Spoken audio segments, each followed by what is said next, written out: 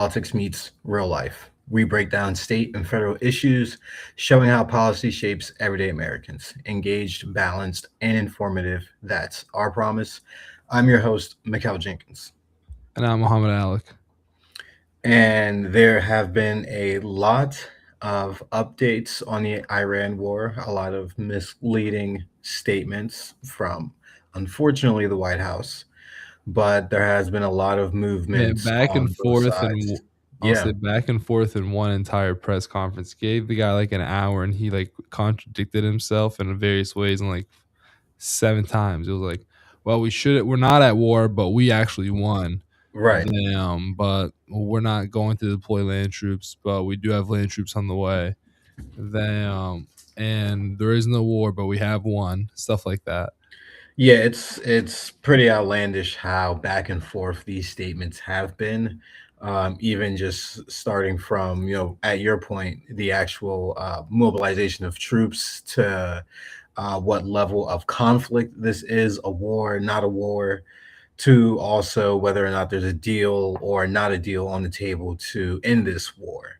But we will be starting on the global side of things and then round off with the domestic side of things, focusing on the SAVE Act, TSA, and other issues as well.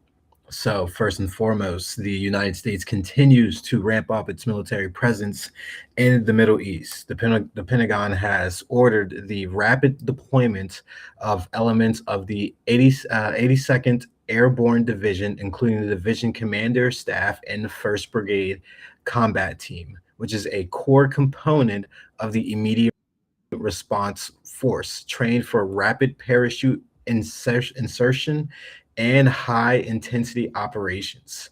These forces are being positioned within striking distance of Iran to add to the approximately 50,000 U.S. troops already assigned to Operation Epic Fury from bases around the globe.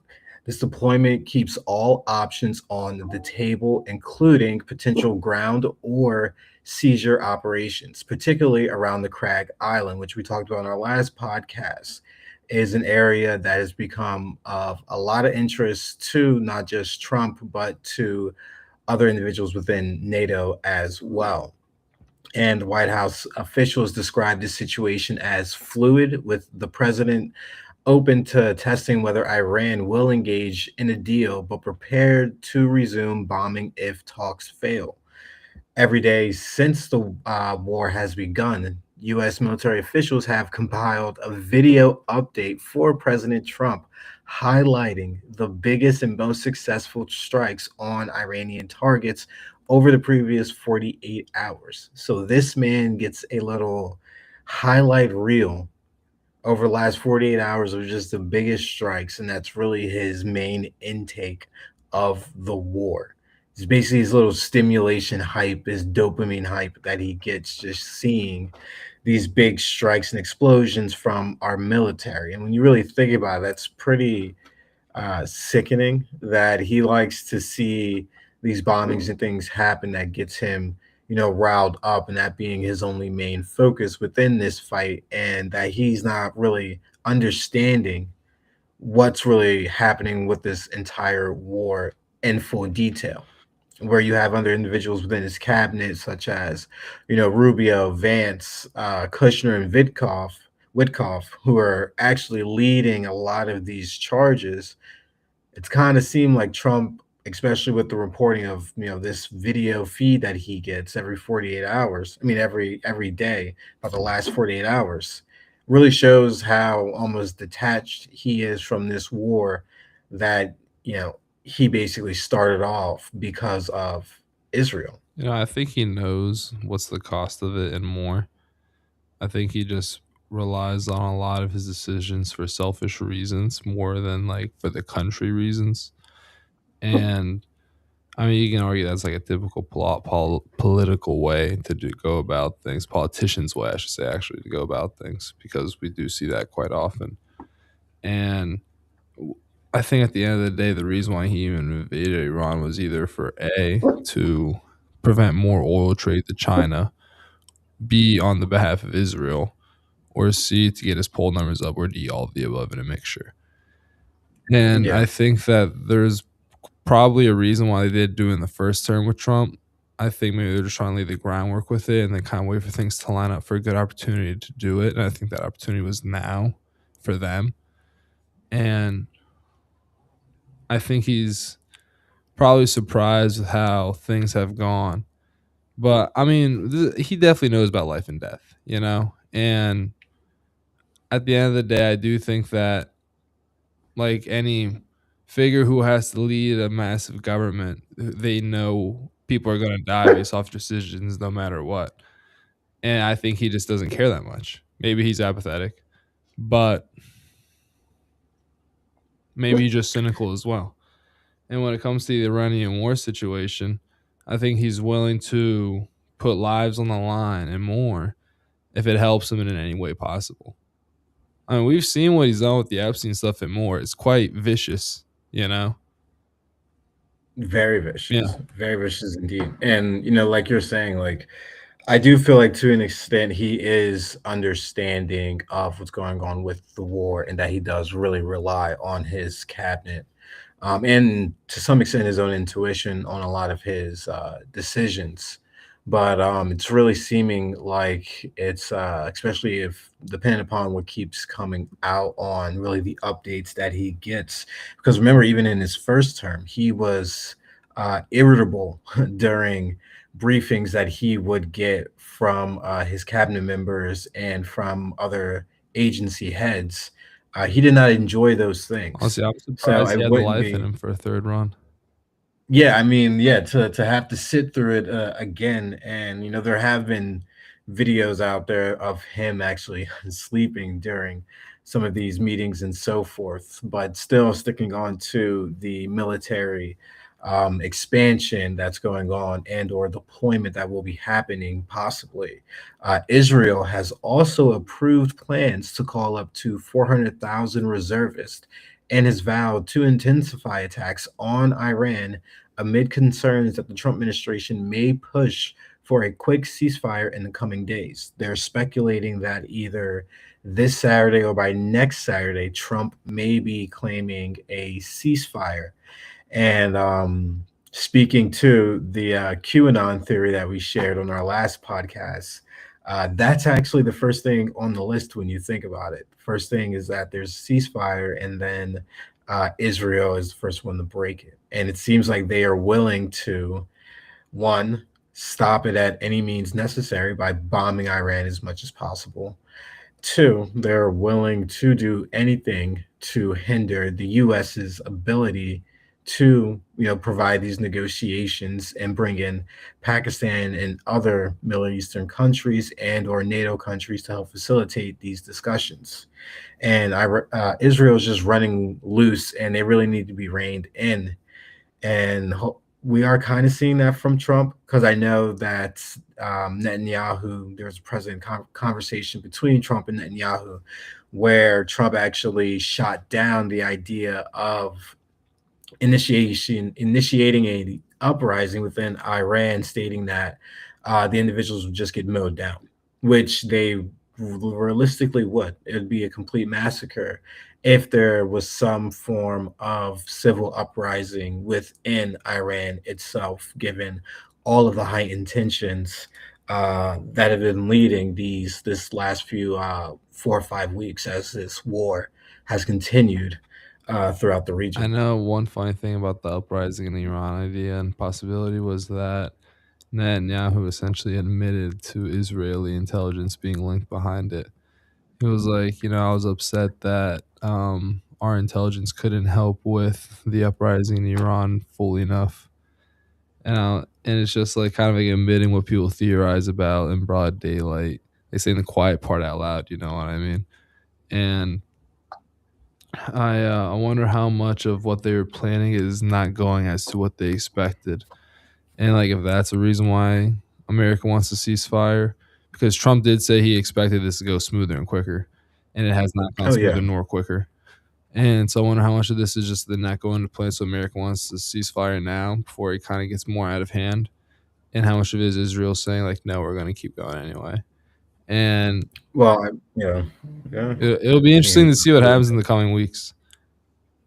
yeah, I mean, yeah, I think it's gonna be very interesting to see if there even is some form of a deal because we know in the news, there's been back and forth on various 15 5-point deals that Iran has laid out and that the United States has laid out, and ultimately, Iran has rejected the 15 points that the United States wanted Iran to conform to, and then Iran sent over five various points, which obviously we shot down as well. And Iran has adopted a very defined stance, rejecting any U.S. ability to really dictate how the war ends.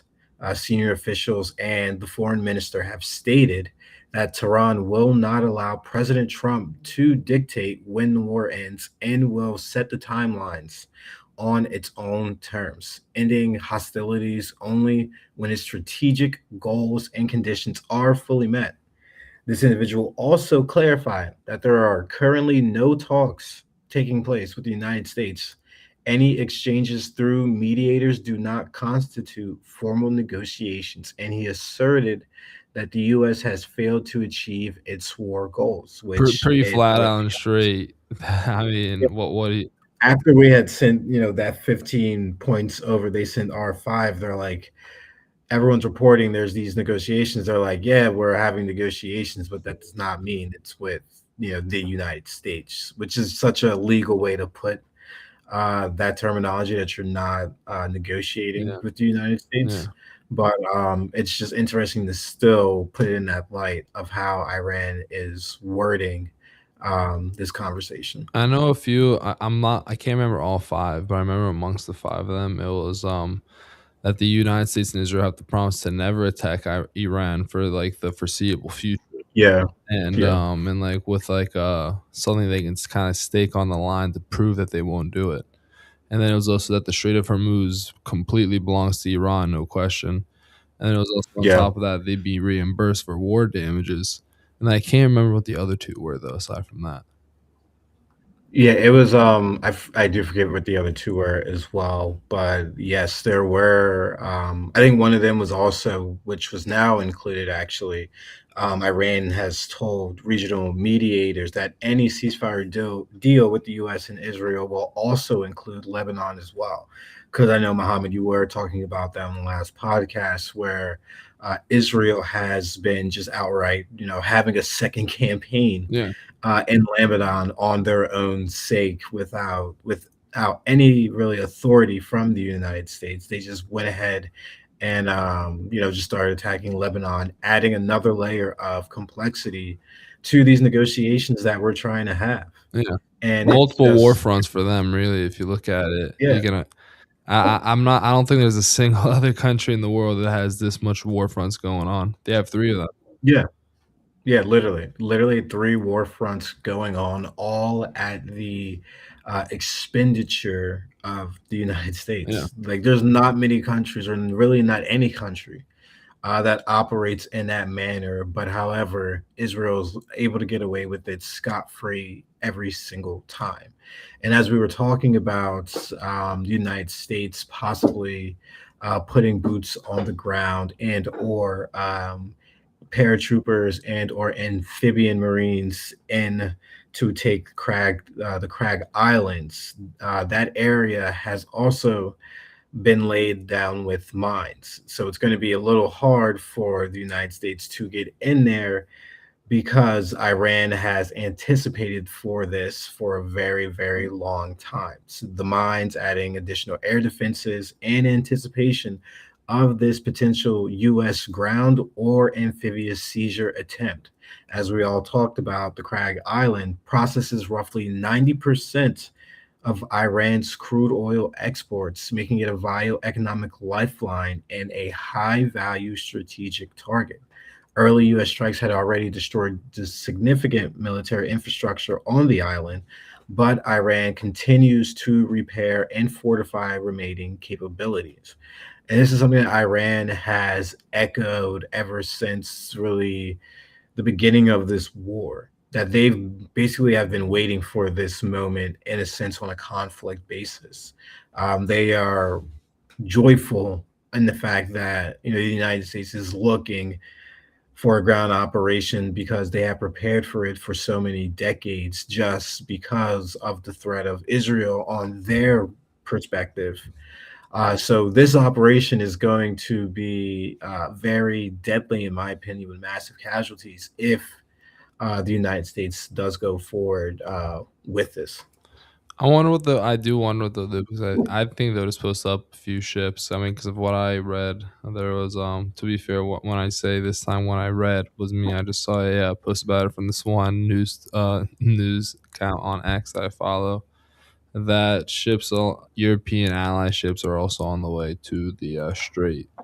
Hmm. So I'd like to see like what they actually try to do, whether the European allies will be as bold as America has been in terms of, bombing No, threats. I don't think they will be either. yeah, no, And I don't think so. I also, mean, the only thing is it's gonna be just like a bunch of ships pulling up to be like, aggressive and scary, but not necessarily going for what they're actually threatening they'll do.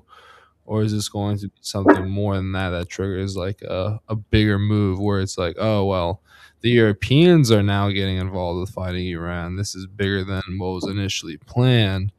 And then that might pull in some more people involved into it. But it'll be interesting to see what happens. I doubt the Europeans will attack.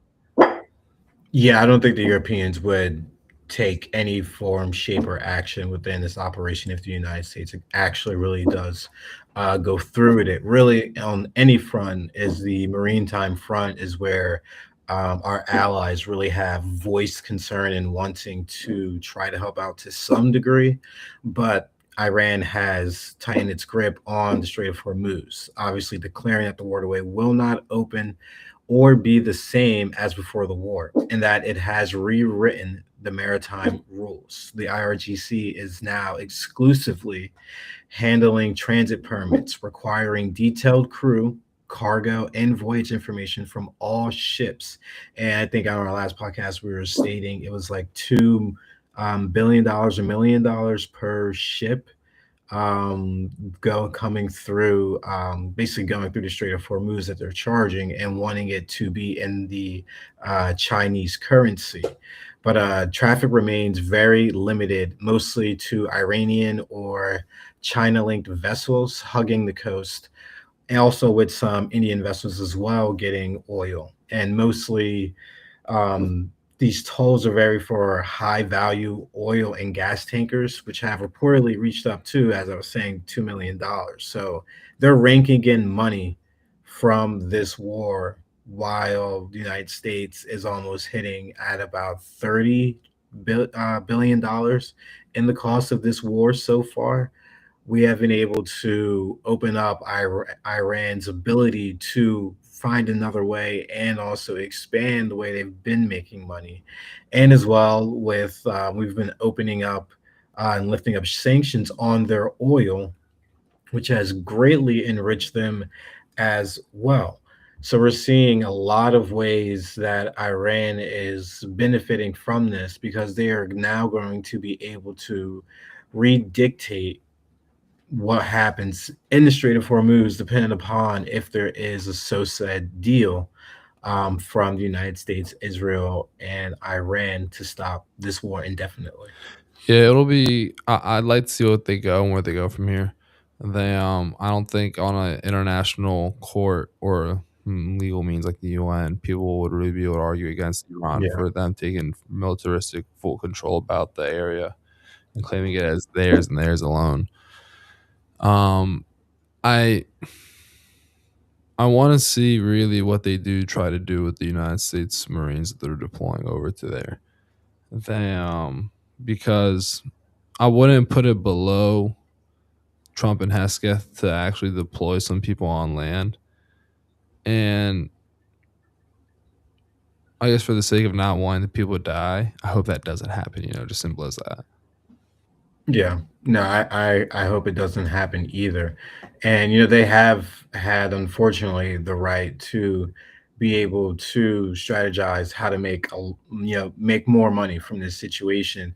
and that we've really allowed for them to do. You know, for their foreign minister is indicating that Iran is already planning for special arrangements for the Strait of Hormuz even after the war. And Tehran has also warned that further attacks on its territory or islands could prompt it to open a new front in the Bab al Mandab Strait and has threatened to lay extensive sea mines across Gulf routes if its southern coast faces additional pressure.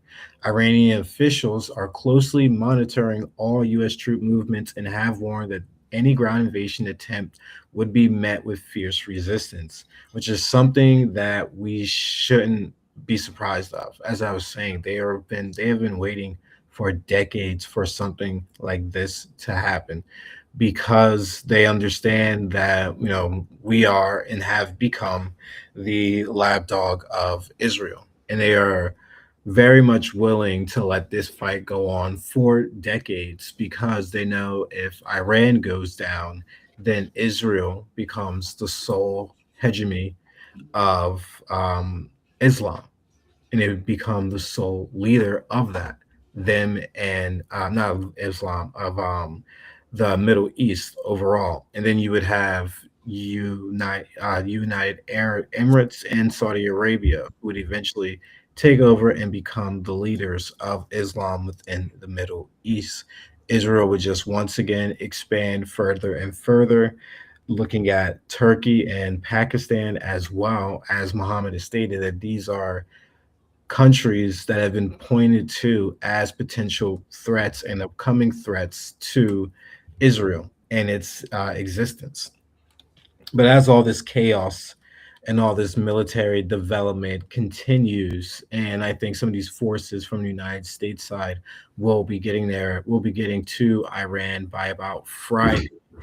There are some diplomatic efforts and some levels of ceasefire talks, even though that Iran is stating that there is no such thing happening.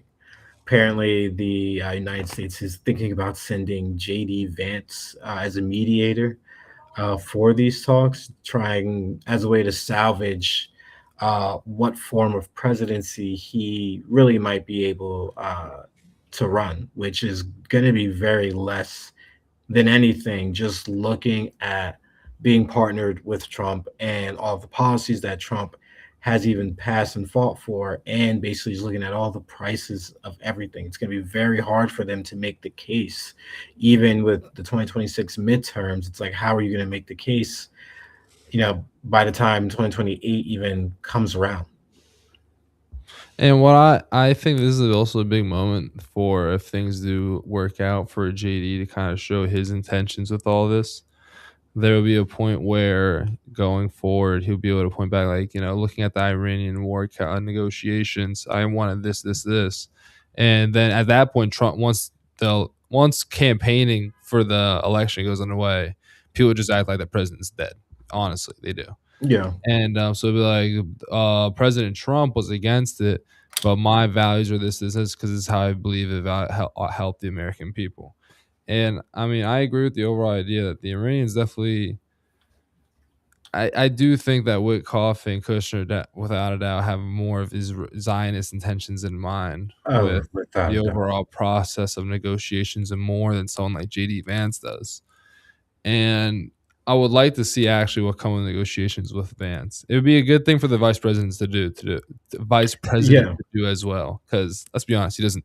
The vice president never really does much. No, Just they kind don't of like, really. No, they really don't do much. But yes, that would be a new role that I actually would love to see the vice president take matters in.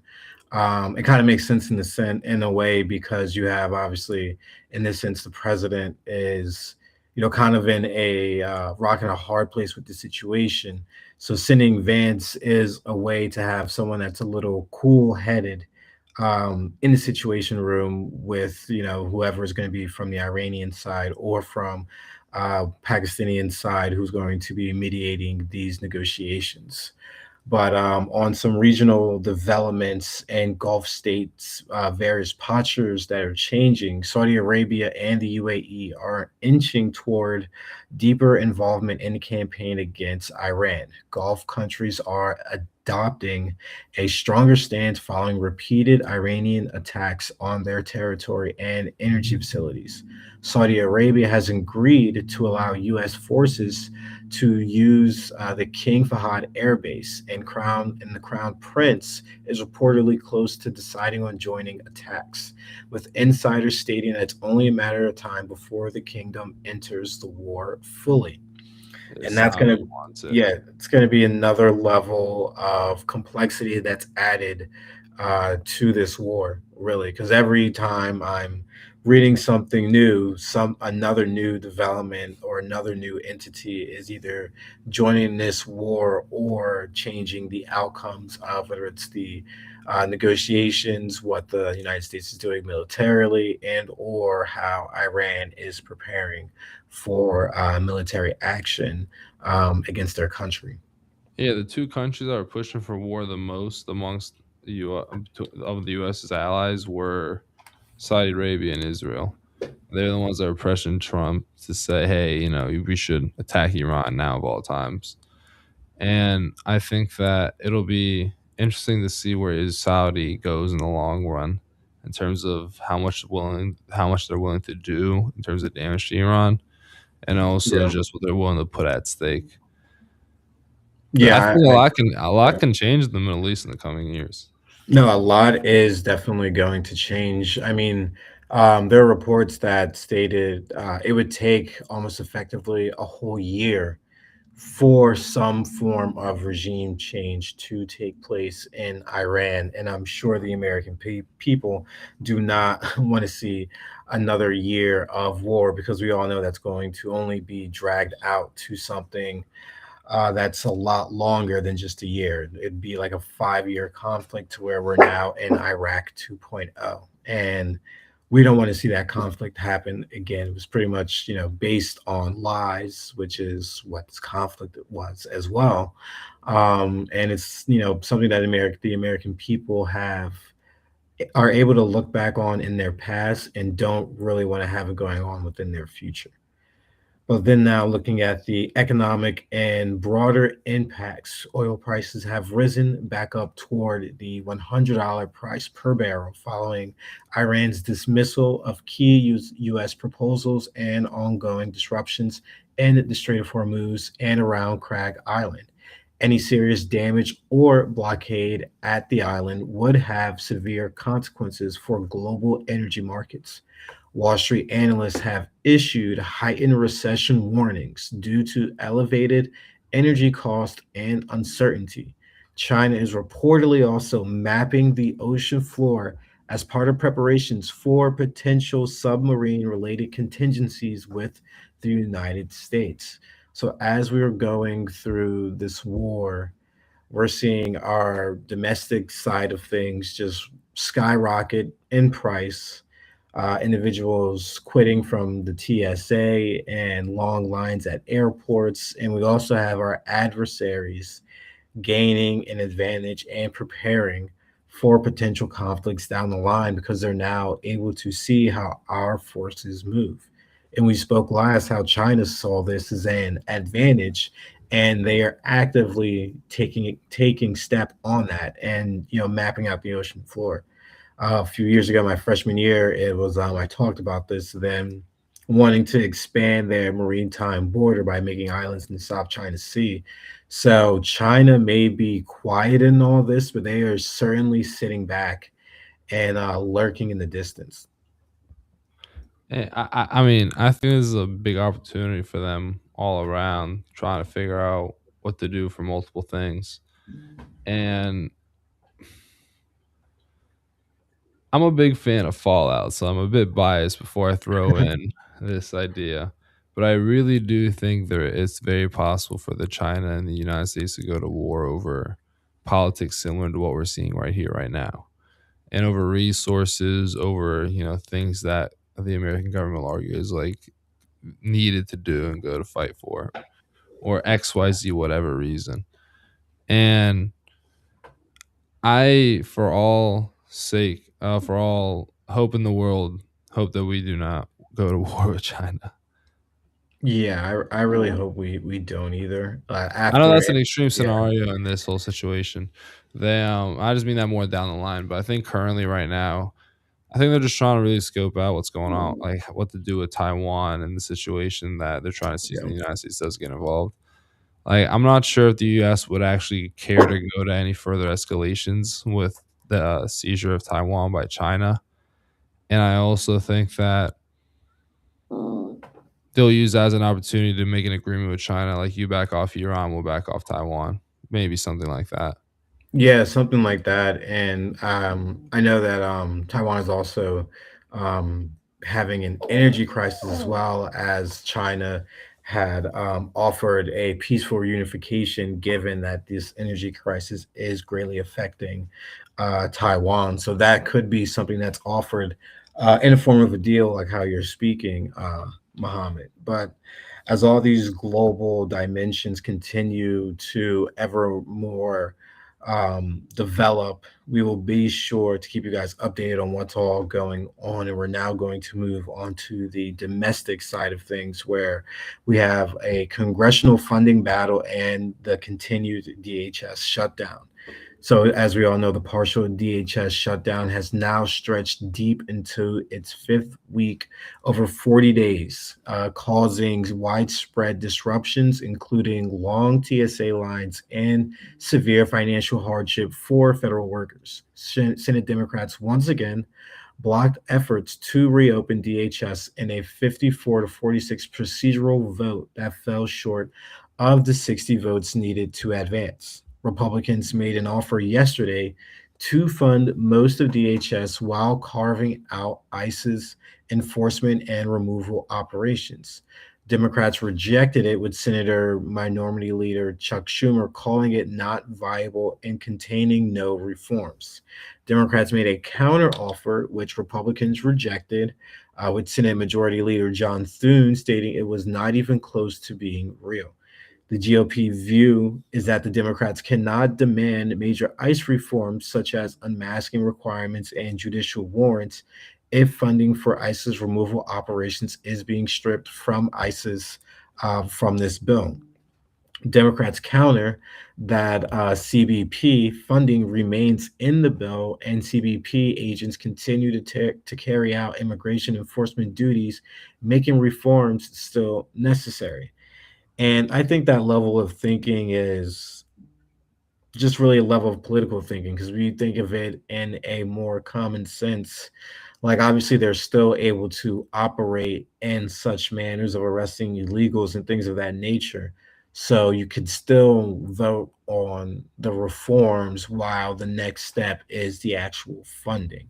It can be worked in that manner. It doesn't necessarily have to be the funding first and then the reforms first, because you can just get the funding and never take the legislation for the reforms, which I'm sure is what they are banking on, because the Republicans have done that time and time again, as the Democrats have always fallen trick of that in the past, especially in the 2000s and early teens.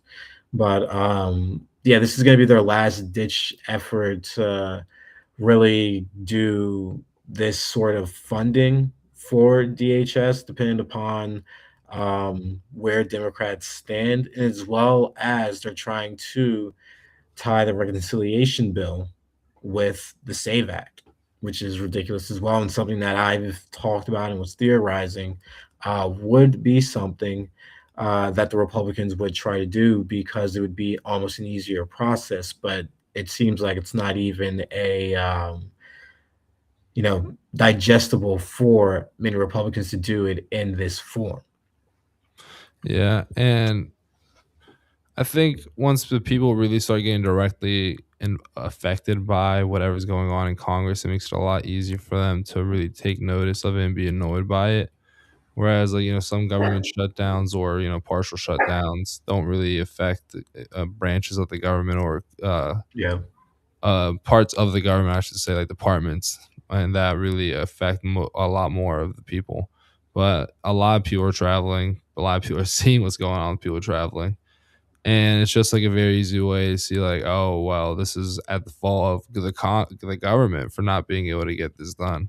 So on both sides, there's a lot of this heat, and even though it's not something that you would really think is too major, because it's just the Department of Homeland Security portion of it, and only partial, like I said, a partial part of the Department of Homeland Security.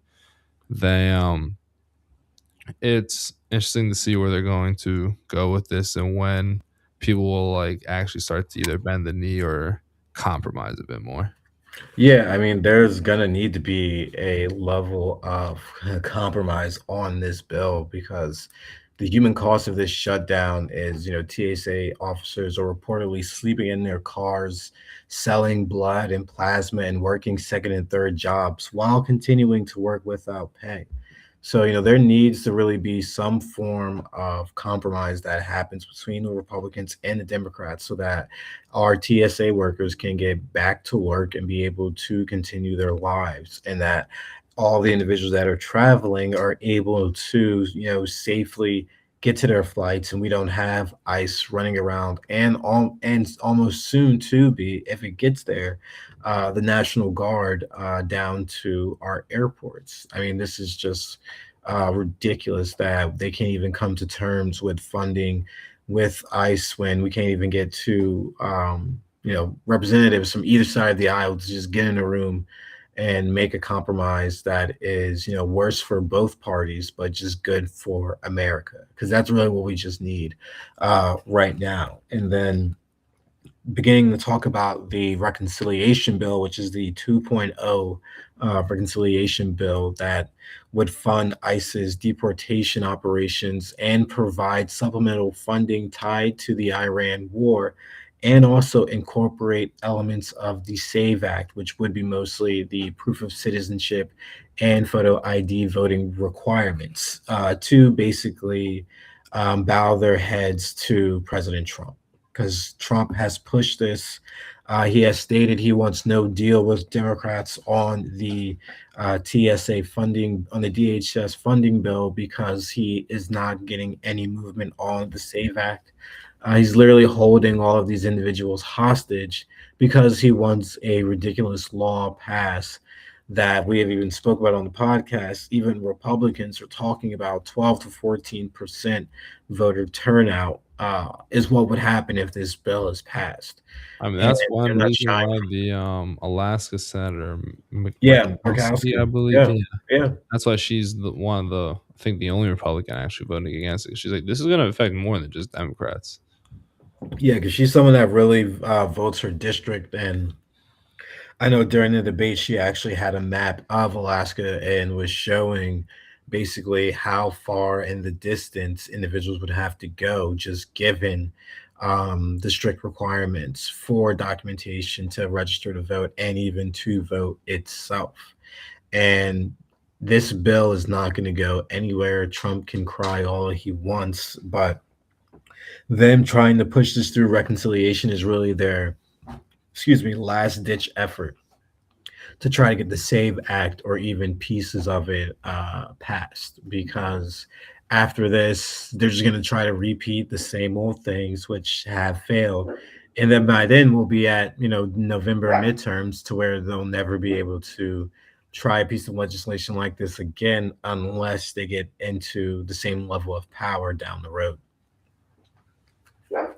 But as Democrats are trying to fight this bill, House Minority Leader Hakeem Jeffries met with Chuck Schumer and confirmed House Democrats have full visibility into the talks and will stay coordinated. Jeffries stressed that reforms on mask and judicial warrants for ICE are obviously essential for Democrats, and moderate House Democrats have engaged in separate discussions, but no breakthrough has occurred. And with all this going on as well, I don't know if anyone has noticed, or if Mohammed, if you have actually seen this in the news. There is some visa and surveillance extension tensions happening. So the House GOP hardliners are remaining skeptical of President Trump's public push for a clean 18-month FISA Section 702 extension. One House Republican said Trump's statement would not convince most holdouts, and GOP leaders plan on persuading the holdouts over recess. With Speaker Mike Johnson indicating that the clean extension would come to the House floor the week of April 14th when members return. The Intel chair, Rick Crawford, expressed confidence that no backup plan is needed. And this FISA Section 702 is that expansion of surveillance that I believe the Obama administration also had as well. But it's just interesting to see that why is President Trump even going for this level of surveillance on our nation? It's, they cry themselves as being don't tread on me and against the surveillance state. But we saw in plain instance, he put it out on X on Truth Social that he wants to have this same level of extensioning that just to happen. And I'm actually glad that Republicans are starting to stand up to this.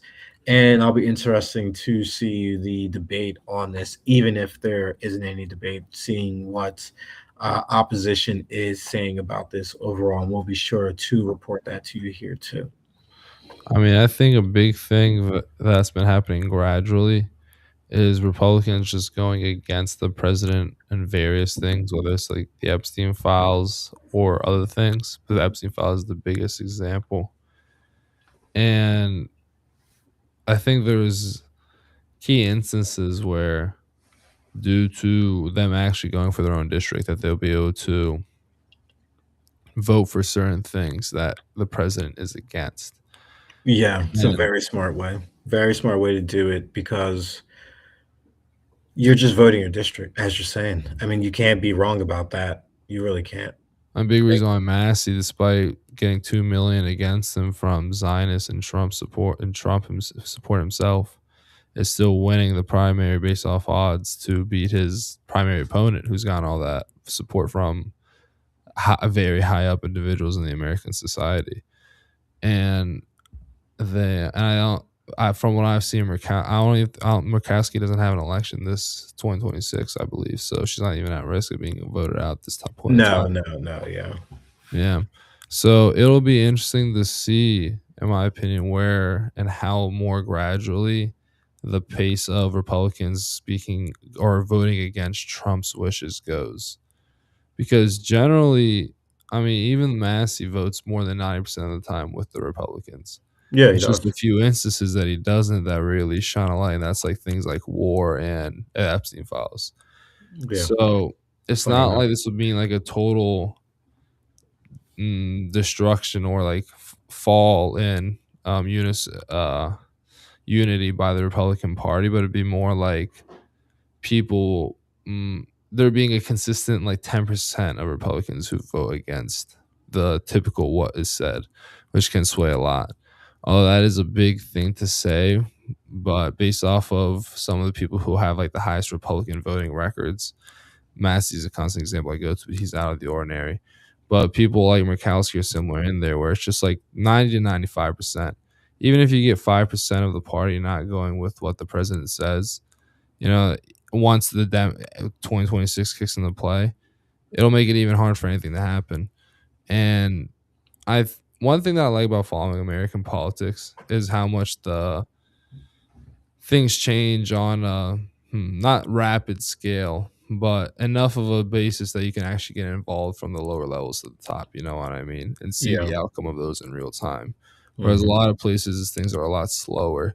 And I say that even though our system is meant to actually go slow. it's I do like the American system, honestly. Yeah, no, I There's a really do. few things that, Yeah. based off of what is going on in modern times, that I wish I could change, but the system overall is pretty dang good.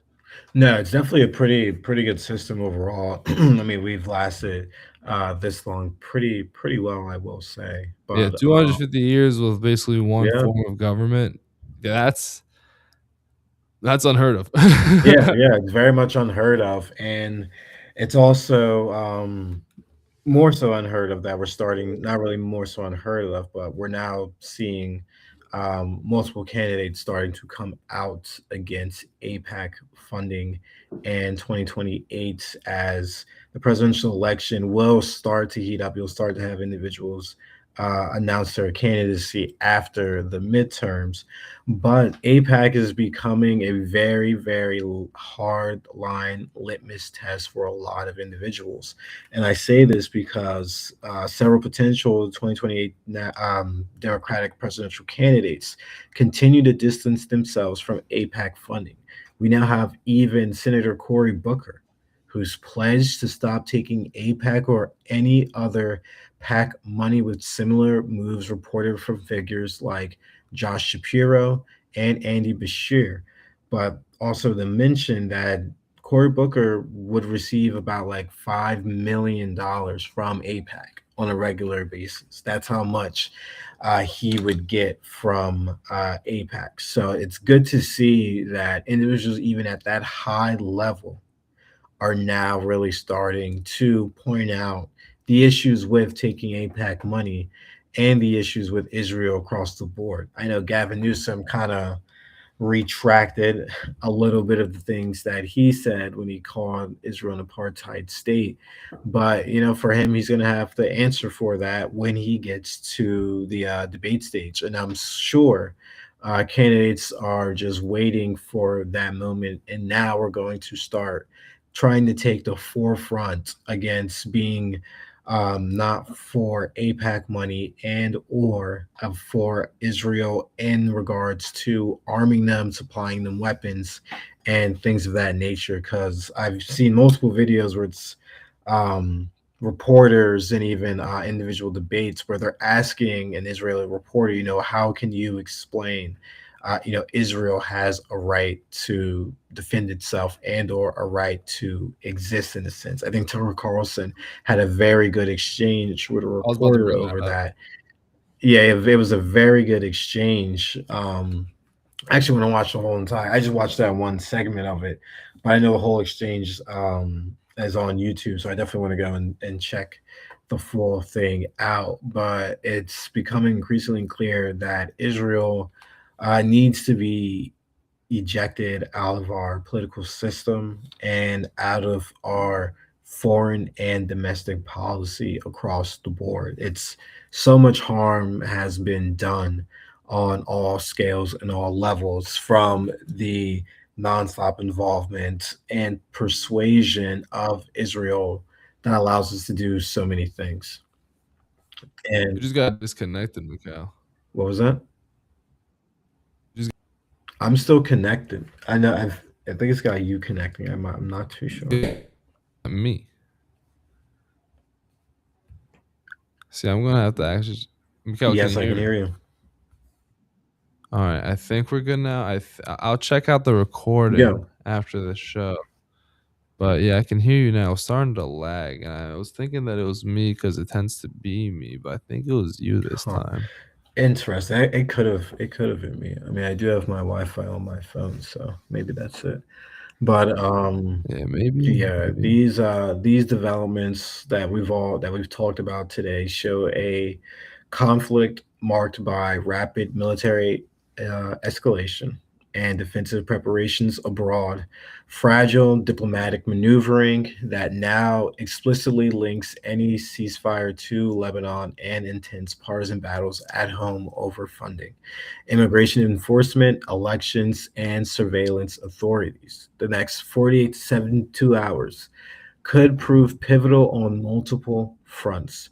Monitor official statements closely as the situation evolves rapidly.